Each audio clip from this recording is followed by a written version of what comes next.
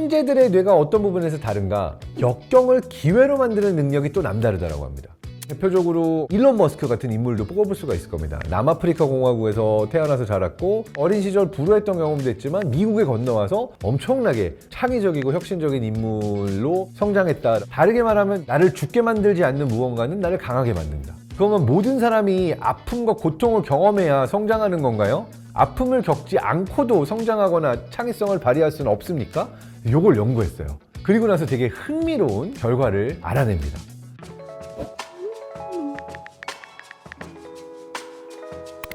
안녕하세요. 뇌과학 박사 장동선입니다. 사실 어려서부터 다들 이런 얘기 한번 들어보지 않았나요? 우리 아이는 천재가 틀림이 없어. 벌써 책을 읽는다니까?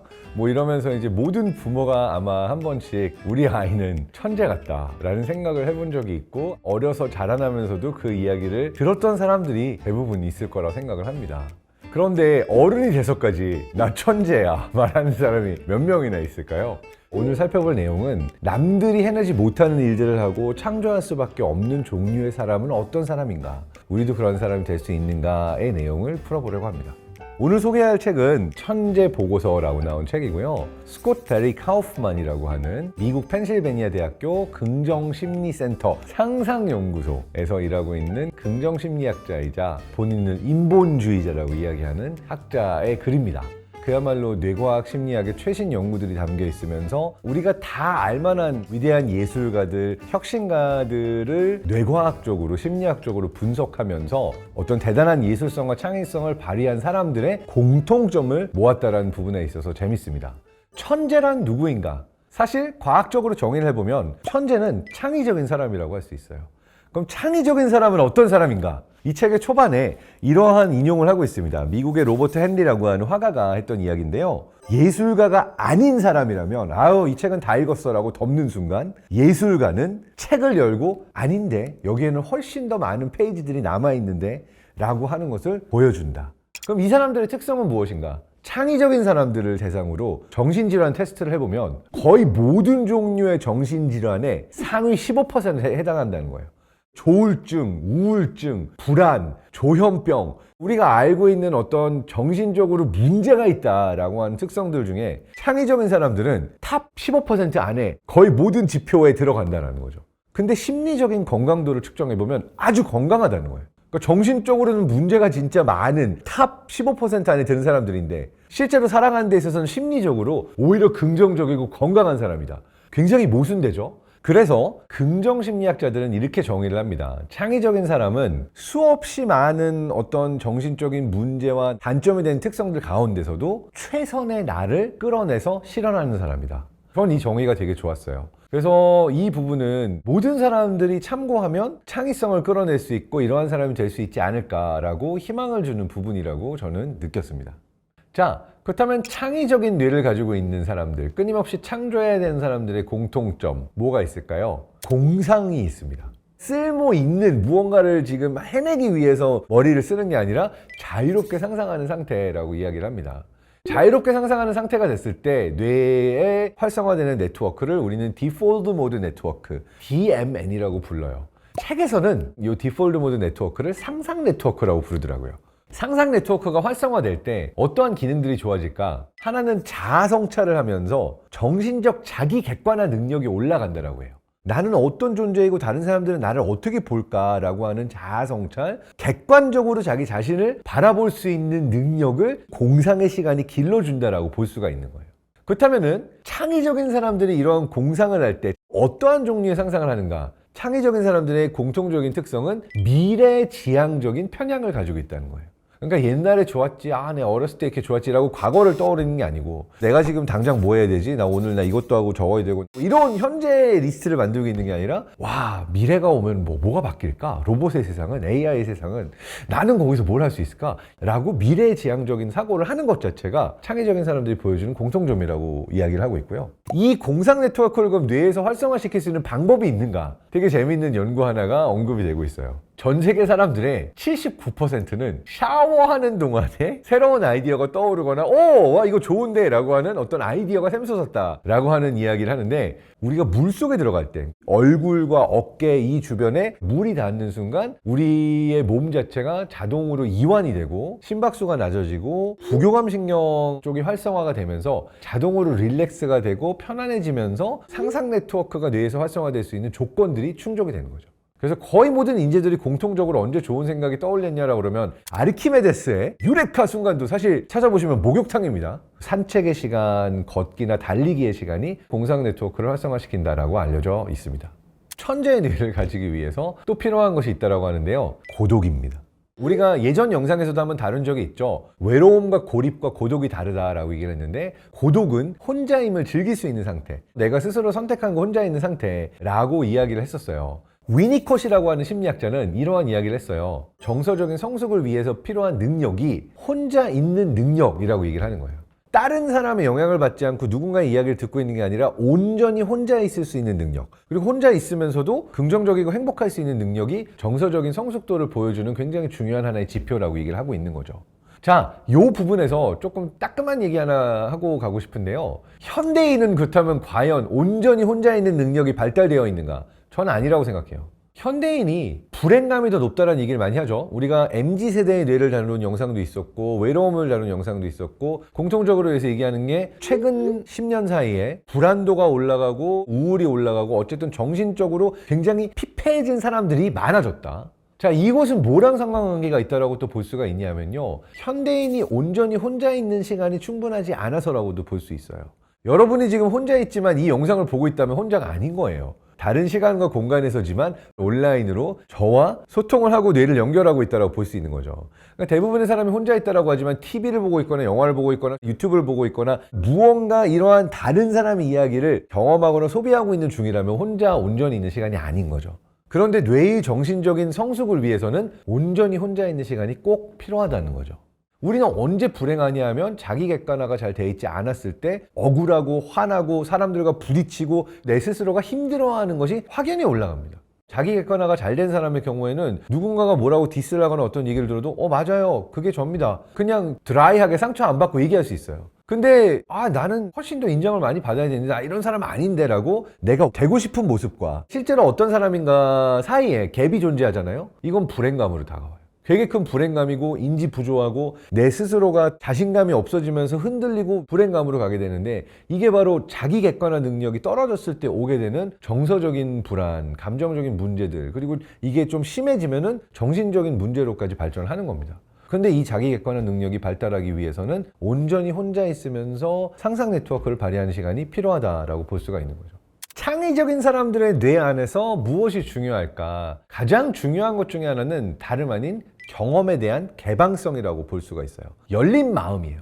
창의성이라고 하는 것은 닫힌 마음에서 생기지 않아요. 열린 마음에서 개방성을 가지고 있을 때 생기는데, 이게 어떻게 연결이 되냐면 탐색 욕구로 연결이 됩니다. 탐색 욕구라는 건 뭐냐? 무언가를 원하게 만드는 거예요. 나 이걸 알고 싶은데? 나 이걸 경험하고 싶은데? 그럼 이걸 만드는 물질이 뇌 안에서 무엇인가? 바로 도파민입니다. 우리가 도파민 중독이라고 그러면 과한 자극에 대한 추구 이렇게 안 좋게만 이야기를 하죠. 근데 도파민이라고 하는 신경 전달 물질이 가지고 있는 본질은 무언가 새로운 것을 향해 찾아 나서는 동기부여의 역할이라고 볼 수가 있고, 이걸 다르게 이야기하면 무언가를 원하게 만드는 힘이라고 볼 수가 있는 거죠. 내가 이미 알고 있는 것들, 확실성, 요걸 가지고는 도파민이 분비되지 않아요. 불확실성, 내가 알지 못하는 것들, 새롭게 경험하고 싶은 것, 이것이 도파민이 분비되게 만드는 거죠. 시상이라고 하는 살라무스, 우리 뇌 안에 들어오는 수없이 많은 감각 신호들, 시각, 청각, 촉각 이러한 것들을 1차적으로 걸러주는, 그래서 그 데이터들이 모이는 뇌 안의 데이터 센터라고 하는 곳이 시상이라고 볼 수가 있는데요. 실제로 창의적인 인재들의 뇌를 봤더니 시상에 존재하는 도파민 D2 수용체의 밀도가 창의적인 사람들의 뇌에서 더 낮았다라고 합니다. 이게 무슨 의미냐? 도파민 D2 수용체의 밀도가 더 낮기 때문에 정보가 덜 걸러져요. 다른 사람들은 이건 필요 없는 거야, 쓸모없는 거야 라고 데이터 센터가 들어온 정보들을 다 걸러낸다면, 창의적인 사람들에 대해서는 쓸데없는, 어떻게 보면은 이거 꼭 알아야 돼 라고 하는 정보들까지도 데이터 센터에 들어오게 되는 거고, 그러니까 쉽게 말하면 더 주의산만하고 어수선한 종류의 사람이 된다라고 볼 수가 있는 거지만 이게 왜 창의성으로 갔을까? 다른 사람들을 보지 못하는 정보들까지도 들어와서 새로운 연결을 만들어내는 거죠. 그러니까 딴 사람들 같으면 쓸모 있는 것만 보니까 봐야 할 것들, 보지 말아야 될 것들의 구분이 되게 명확해요. 교과서를 보면서 시험 보는데 중요한 정보만을 보는 거죠. 그런데 창의적인 사람들의 뇌는 굳이 공부하지 않아도 되는데 이 공식하고 연결하면 요거랑 요거랑 같은 게 아닐까? 막 이렇게 연결을 해보는 거죠. 이 뇌 안의 데이터 센터가 정보를 덜 걸러줘서 너무 많은 정보가 들어가다 보니까 남들은 하지 못하는 발견을 하고 새로운 연결을 만들어내는 것이 창의성으로 연결될 수도 있는 거죠. 그래서 기본적으로 천재들의 특징이 주의산만함, 어수선함이라고 이야기하는 이유 중에 하나도 남들은 쓸데없다고 생각하는 종류의 정보에 대해서까지도 개방성을 가지고 있는 것, 이것이 창의적인 뇌의 특성의 일부이기 때문에 그렇다라고도 볼 수가 있습니다. 자, 우리가 되게 뛰어난 종류의 어떤 학자나 예술가들을 보면 이민자 출신의 아이들이 되게 많거든요. 그러니까 한 곳에서만 살았던 게 아니라 이곳에서 살다가 저곳으로 가니까 전혀 다른 세상의 경험을 하게 되면서 개방성과 인지적인 유연성이 올라가는 경험을 하게 되고 이 경험을 했던 아이들이 뛰어난 결과를 내는 경우가 많죠. 대표적으로 일론 머스크 같은 인물도 뽑아볼 수가 있을 겁니다. 남아프리카 공화국에서 태어나서 자랐고 어린 시절 불우했던 경험도 했지만 미국에 건너와서 엄청나게 창의적이고 혁신적인 인물로 성장했다라고 볼 수 있는 것 역시도 기존의 틀을 깨는 어떠한 경험들 자체가 인지적인 유연성을 높여준, 개방성을 높여준 종류의 인물로 만들었다라고 해석할 수도 있습니다. 자, 그렇다면 나도 그래 개방적이 되고 싶고 열린 마음 가지고 싶어. 그게 어렵잖아. 나는 좀 어려운데 라고 생각하는 사람들을 위해서 되게 쉬운 훈련이 하나 있어서 소개해드리고 싶은데요. 다름 아닌 교차 훈련이라고 하는 법입니다. 내 영역이 아닌 미지의 영역, 내가 도전해보지 않았던, 내가 잘 못하는 영역을 하고 돌아오면 내 영역의 실력이 올라가는 현상. 바둑 선수의 실력이 급격하게 올라가도록 하려면 체스나 장기를 두고 나서 다시 바둑으로 돌아갔을 때 실력이 확 올라간대요. 저는 이 교차훈련을 보여주는 또 대표적인 최근의 혁신가 중에 몇 명이 이번에 노벨 화학상을 받았던 데미스 하사비스, 알파고의 아버지, 요 인공지능 연구자라고도 생각이 돼요. 원래는 뇌과학 연구자였어요. 뇌 안에서의 메모리와 기억 학습, 요 연구를 하다가 구글에 입사를 해서 인공지능을 자신의 메인 영역으로 만들었는데 뇌과학과 인공지능을 오고 가면서 양쪽에서 인사이트를 얻을 수가 있었던 거죠. 천재들의 뇌가 어떤 부분에서 다른가? 역경을 기회로 만드는 능력이 또 남다르다고 합니다. 스티브 잡스는 암에도 걸리고 입양돼서 자라나고 하면서 여러 아픔들이 좀 많이 있었던 사람이에요. 근데 그러한 것들이 긍정적으로 작용해서 굉장히 좋은 결과를 만들어갔다라고 전기 작가들이 많이 이야기를 하고 있죠. 그래서 창의적인 사람들의 공통점을 보게 되면은 아웃사이더 집단, 이민자 출신이거나 아니면 어렸을 때 결핍의 경험 같은 것들을 딛고 올라섰거나 그래서 어떤 의미에 있어서 이런 역경, 트라우마 지수가 높은 경우들이 많다라고 할 수가 있어요. 왜 이러한 트라우마나 역경이 창의적인 능력을 발휘하는데 도움이 됐을까? 요거를 심리학에서는 다른 형태의 개념으로도 얘기를 하고 있는데 다름 아닌 외상 후 성장 효과라고 합니다. 외상을 경험한 후에 오히려 심리적으로 성장을 하고 긍정적인 경험을 한 사람들의 숫자가 몇몇 연구에서는 70%가 넘는다라고 하고 있어요.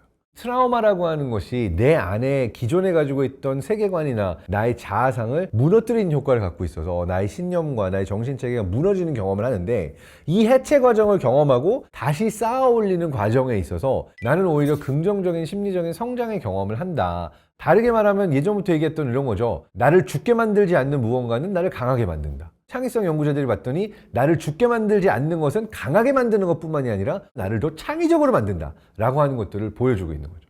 그래서 열정과 절망이 만날 때 엄청난 창의력의 포텐이 터진다 라고 학자들이 이야기하고 있고요. 근데 이걸 연구했던 안마리 럽게라고 하는 펜실베니아 대학교 연구원이 있었는데 이분은 이런 질문을 가졌어요. 그러면 모든 사람이 아픔과 고통을 경험해야 성장하는 건가요? 아픔을 겪지 않고도 성장하거나 창의성을 발휘할 수는 없습니까? 이걸 연구했어요. 그리고 나서 되게 흥미로운 결과를 알아냅니다. 바로 희열 후 성장 효과라고 하는 건데요. 이건 바로 뭐냐면 아픔과 고통과 트라우마만큼이나 나를 성장시킬 수 있는 경험이 뭘까? 삶 속에서 경이로움을 경험할 때 또는 어떠한 존재와 목적에 대한 새로운 경험을 할 때 마찬가지로 심리적인 성장을 경험한다는 거예요. 이게 되게 흥미로웠는데 삶의 경이로움을 느끼는 순간들이 가끔 있죠. 아이가 태어나는 순간일 수도 있고 인생의 소울메이트를 만난 것처럼 서로가 이제 통하는 경험을 했을 때도 삶의 경이로움을 경험하기도 하고 그리고 정말 있을 수 없는 일인데 크나큰 선물을 받은 것 같은 그래서 나의 존재가 달라지는 경험을 했을 때 우리가 또 성장하기도 하죠. 책에는 수없이 많은 천재라 불리는 이들의 이야기가 나옵니다. 스티브 잡스, 파블로 피카소 정말 예술가이면서 혁신가 굉장히 많은 천재라 불렸던 사람들의 이야기가 나오는데요. 그들의 뇌의 공통점은 무엇일까? 그들은 어떤 점에서 남달랐을까? 이것을 뇌과학과 심리학에 기반해서 분석한 책입니다. 굉장히 흥미롭게 읽었고요. 창의적인 뇌에는 어떤 요소들을 가지고 있을까 궁금하다면 이 천재 보고서라고 하는 책 읽어보시면 재밌을 것 같습니다. 가장 중요한 메시지는 이게 일부 천재라고 불리는 사람들만 할 수 있는 것이 아니라 우리 모두가 일상 속에서 이걸 실현할 수 있는 그래서 누구나 천재가 될 수 있는 누구나 창의적이 될 수 있는 능력이다 라고 뇌과학과 심리학에서 정의하고 있는 것이 가장 중요한 메시지가 아니었나 생각이 됩니다. 여러분 모두가 끊임없이 자신 안의 창의성을 발견하고 그 창의성 안에서 자기 자신을 마음껏 발현하면서 스스로를 치유할 수 있기를 바라면서 오늘 영상을 마치도록 하겠습니다. 여러분 모두를 응원합니다.